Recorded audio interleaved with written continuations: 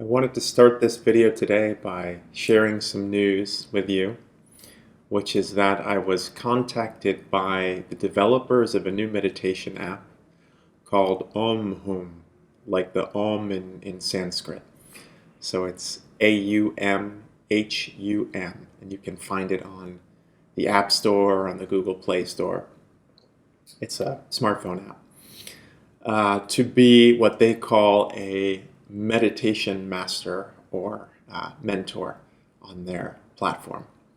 So it's a new app, and they found my book. They found me and they looked at my book and they downloaded the preview on Amazon and they liked it, and so they reached out to me a couple times and I finally saw them. And Instagram hides your messages if you don't know the sender, so I missed it, the first time. But we got in contact and they pitched the whole app, explained the whole thing to me. And it actually seems like a really good project, a really useful meditation app for people to work with a particular teacher and sort of go deeper. So they explained it as an app that is more focused on the teachers and continuity of practice with a particular teacher, and less on like a smorgasbord of content of various meditations that maybe don't have an anchor in one continuous teaching. So that was exciting and completely unexpected out of the blue. They're based in India and the United States, but mostly India. So it's mostly a culturally Indian app, you could say, but it's all in English. There are some teachers who teach in Hindi. I'm the first teacher who also teaches in Spanish. So they're really kind of going global. And it's pretty cool to be on board in a project like something like this that I didn't expect at all. So that is why I have not been making videos lately, and probably will not make as many videos in the coming weeks, because I'm recording meditations and audio content for this app, building a profile there, trying to give people some things to look at on that app. So if you want to find me there and find more recent stuff that I'm doing, go check out the app, download it. You just make a free profile. There's a premium option, but you don't have to start that way. And it's called Aumhum, Aumhum. I'll put the link under the video in the description. But yeah, that's what I've been doing.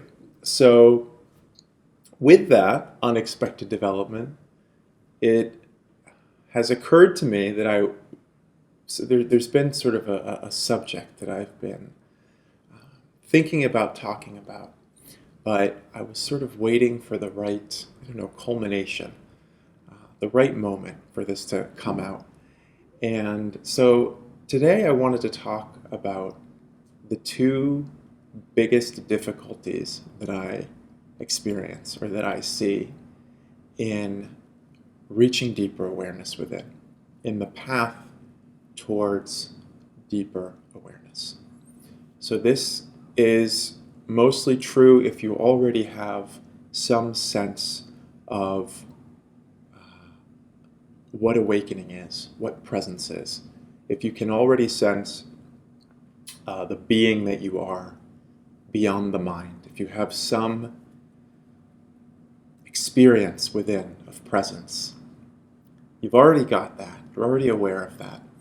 But for me, there are two big difficulties, challenges, that come in deepening that awareness. The first is one that I'll talk about in many other videos, and I already have, which is just that moving into deeper presence is a very nonlinear process. So you may have periods where moving inward feels great and expansive, and you get a real taste, a real sense of what that inner freedom is that you're moving into. And then you have other periods where things are coming up. And it's very strange, because when you enter pockets of complexes and baggage, you could say, within you, instead of feeling more free, you actually feel so much worse and so much more constricted, and you feel like you have so much less space in your life than you did before you started looking within. So that's not true all the time, but in acute moments when that baggage is coming up, it absorbs your awareness, it absorbs your consciousness so fully that it's the only thing that you can see in that moment. And that's kind of exactly what you're not hoping for when you meditate, right? When you're looking within, you're hoping to find inner peace and openness and freedom. And what often happens is that that process means accepting the exact opposite, accepting periods. It could be, of minutes, it could be of hours, it could be of days, or maybe even weeks. If it's weeks, you probably have some reprieve in the middle, but it's just like the weather, right? It could be cloudy out for a short period, or it could be cloudy for weeks. If it's cloudy for weeks, there are probably moments of sun, depending on where you live. If you live in San Francisco, that might not be true. But, it's not all or nothing. There tends to be some organic variety, but there are definitely periods when you're coming, more deeply inward, when instead of feeling peace or openness, you just feel completely trapped, more trapped than you can imagine. And that's pretty awful. I mean, it doesn't feel good at all. So that's one of the challenges that I've already discussed and will discuss all the time, because it's just like one of the most basic difficulties of inward movement. But the other one that I don't usually pay as much attention to is that there's kind of a need to be active in coming inward. So even though meditating is about doing nothing, even though you're letting go of form and connecting to a dimension that isn't about getting somewhere in the world and isn't about material progress. It's not about your circumstances, right? So, I mean, anybody, no matter their situation, can look within and find eventually, or maybe immediately, depending on how it happens for you, this sort of deep self-experience, or at least the beginning of it, right? That's there for everybody. So on the one hand, it has nothing to do with your circumstances. It's just there. So there's something very passive, you could say, or at least, not active about coming in that way, about finding yourself. But on the other hand, that self-connection starts to inspire action on your part. There's an intelligence, a self-nature that you get in touch with as you start to look within, that is alive. It's intelligent. It directs you a little bit. It has a movement in the world. And you do start to feel compelled to do certain things, to create certain things, to express certain things. And what can be difficult about that is that is a constant leap of faith. So your inner sense that you start to get in touch with may tell you very clearly that you need to, start talking to everybody about spirituality.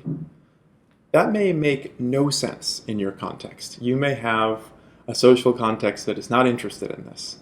And you might come up against a lot of weird barriers. You might be very strange to people as you start doing this. Things come in periods. So maybe in the beginning you'll be called to do that a lot. And then, you'll move into a different phase. You'll have something else coming through you. It's telling you something different. What's difficult about this is that if you don't follow that inner guidance, if you don't just kind of go for it, even though it makes no sense, you start to repress yourself and you start to block this deepening inward movement. So it's easy, at least for me sometimes, to think, okay, well, I can just sort of passively meditate, like I can look inward. Because whenever I look inward, I do see this sort of infinite depth and I feel this aliveness. And that seems like enough. And it is enough in one way. And yet I start to become stagnant. I start to block myself if I don't also yield to the activity that it's asking of me. So for me, starting to talk on YouTube and writing a book and all of these things are things that I have felt called to do for a long time. But there was a long period where I felt, this makes no sense. Who am I to do this? Like, I have no credentials to do this. Why? And so I didn't do it. I thought, there's a million other people, well, not a million, but there are other people who do this very well, who teach this very well, who are already established, who are sort of like trusted authorities in this. And I'm not going to do this better than they are. I'm not going to teach any of this better than other teachers have before. Maybe I'll do it a bit differently that will appeal to some people more, other people less. But what am I really adding was my feeling for a long time. So I kind of stayed on the sidelines and just practiced silently. And then I started to realize you're blocking your own life. You're blocking your own, when I say life, I don't mean, your own success. I mean your own experience of being alive, your own vitality. You're sort of choking yourself, stagnating yourself by not expressing what you're feeling called to express. And so then there's a period of the absurd because, you start to go out and you have this intuitive sense of what you are creating. So in my case, I have a sense that, I am creating a space for teaching this inward movement and this self-discovery. And I'm, writing about this self-discovery to, bring other people to this inner space, to create sort of a world, at least for myself, right? So that my context is about this inner movement and sharing this inner movement with other people. That's not where I'm starting. That's definitely where my close relationships are. But when I started doing this, I was doing some counseling, some spiritual counseling. Even that I had to step into in the beginning. I was teaching English and didn't have any outward manifestation of this spiritual calling. I did have intimate relationships that were very much based in this, rooted in this. Certainly all my closest friends and relationships are rooted in this inner awareness. But, my outward place in the world did not reflect this. So to just start, creating YouTube videos, write a book, figure out how to do all this on your own, figure out how to publish when, you're thinking, well, why is someone going to be interested in me? I know I have something to teach, but I have no way to prove that. And, you just think, well, if you're teaching something genuine, people will catch on. So just, go out into the public square and say it over and over and over. And the public square today is the internet, YouTube, for example. So I created a website and did all these things. And the only reason that I talk about this path for myself is to sort of show how this feels. Because it feels like you're just walking into an abyss. Like you're just creating these things and thinking, this is pretty random. On the external level, it looks random. Maybe not to other people, but to me, it feels like sometimes, what are you doing? On the internal level, it doesn't feel random at all. It feels like this is exactly what I need to be doing. And that's what makes it easy to do, in a way. It's always sort of easy to do because it comes naturally. But it definitely isn't easy for me to mentally categorize or see where this is going. So, you start creating YouTube videos. I never thought I would be a YouTuber. Am I a YouTuber? I never thought that I would create anything on YouTube. It was not my interest to be in front of the camera this way. And, a friend of mine started to say, well, you need to start doing YouTube videos because it's a way to stay in touch with people and, talk about all of these things. So I started doing that. That was bizarre in the beginning. And, I had to reach out to influencers to try to sort of get some traction with the book. that's not something that I was ever interested in doing. But all these things sort of do arise naturally, and you think, I need to do this. And you think, this is bizarre. Why am I going to do this? This is not what I want to do. But inwardly it is. And so there is this constant challenge in this awakening process of honoring what you feel called to do and just taking the leap. Even if it feels totally weird to your mind and to your understanding of things. I'm watching a lot of my friends graduate with, PhDs, advanced degrees, and get into established positions, and it's working for them, it seems, and it's a very, I don't know how they would experience it, but from the outside, it looks like a more secure path, and that's not what I'm feeling called to do, and, continuing to create into an abyss feels like, what am I doing here? But it does feel constantly like what I'm called to do. And in doing it, I feel that my life opens. And I always have this image of what it's becoming. And it is really an affirmation or a confirmation of this process, to have these moments where people really respond to what you're doing, or where an app developer out of the blue gets in touch with you. And it's not that those things define what you're doing.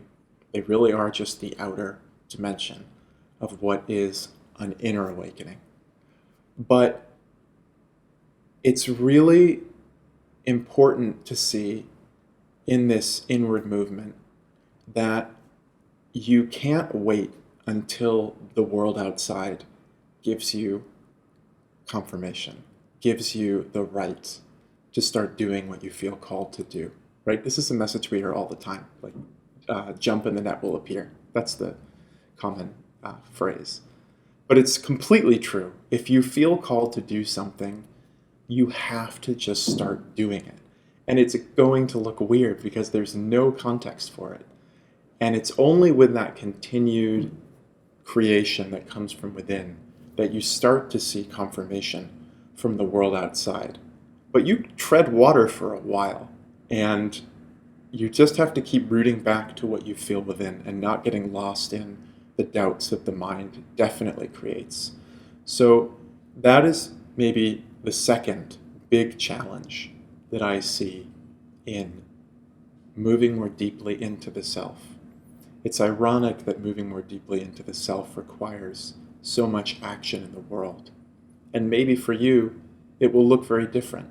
Maybe the action that you're called to take, that you feel inspired to, take, is very different from what I feel called to do. In every person, this will certainly express itself differently. But I definitely see that there is a universal truth in that creating something new, and whatever you create from deep within you is going to be new in the world. It doesn't reflect existing structures. It is inspired. It's new. It's creative. Whenever you create something genuine, it's coming from a place beyond what already exists. You're sort of channeling something deeper. And whenever you do that, you are doing something without a place in the world, without a context in the world. So it's very strange in the beginning. I mean, you could think about anything that's ever been created, any dance form or anything, right? I live in Argentina. When tango was first created, it was a bunch of Italian and Spanish immigrants in the ports, working class immigrants, mixing different forms of their dances with indigenous dances, and I think African dances too, that mixed, I think, with slavery here. My history may be off, but it wasn't anything. It was just something that people were doing to entertain themselves, and it was no real dance form. It probably would have been looked at from established contexts of dance, dance schools and the like in Europe, as like ridiculous or, like not legitimate. And then that just kept happening and kept happening because people were moved by this dance form that it wasn't the form yet. It was just something that people were expressing, as they adapted to life in the New World, in, South America, the New World for Europeans. A different story for the indigenous people here, but that's a whole other talk. And and then over time, that sort of natural expression crystallized into a form, and it eventually became recognized internationally as a legitimate form of dance. But that's never how it feels in the beginning. No matter what is being created, it never starts as a thing. It starts as an expression, an experience, an action. So look within and see, what do you feel called to do? What feels genuine? And try taking a leap. Even if it's in a small way, just try expressing out into nothing. Not looking for a good response, not looking for a bad response, not looking for any response. Just creating whatever you feel called to create. And if you really feel called to bring that into the world, just keep returning to that inner sense that moves you. Keep coming back to it. Keep repeating that expression.